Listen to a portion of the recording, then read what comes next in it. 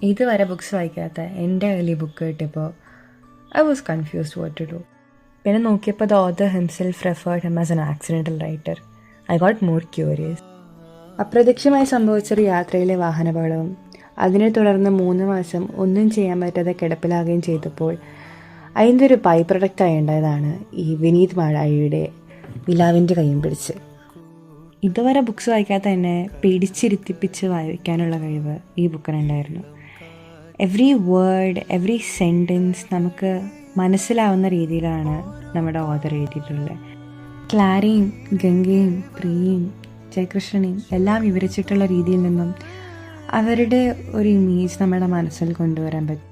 ക്ലാരയായിരുന്നു എനിക്ക് ഏറ്റവും ഇഷ്ടപ്പെട്ട ഭാഗം. ഞാൻ പോലും അറിയാതെ ഞാൻ ക്ലാര ആയിക്കൊണ്ടിരിക്കുകയായിരുന്നു. ചിരിപ്പിക്കുവാനും ചിന്തിപ്പിക്കുവാനും സങ്കടപ്പെടുത്തുവാനും നിമിഷ നേരം കൊണ്ട് ഈ പുസ്തകത്തിന് സാധിച്ചു. ഈ പുസ്തകത്തിൽ 6 കഥകളുണ്ട്. 6 കഥകളും 6 ജീവിതങ്ങളെ പറ്റിയാണ് പറയുന്നത്. ആദ്യമായി പുസ്തകങ്ങളെ ലോകത്തേക്ക് കൈപ്പിടിച്ച് കയറ്റിയത് ക്ലാരയാണെന്ന പുസ്തകത്തിൽ പറയുന്ന പോലെ ആദ്യമായി പുസ്തകങ്ങളുടെ ലോകത്തിലേക്ക് കൈപ്പിടിച്ച് കയറ്റുകയായിരുന്നു ഈ പുസ്തകം. I was falling in love with this book. So if you're a person who loves reading or is trying to read a book, this is the best try. This is a book which is worth reading.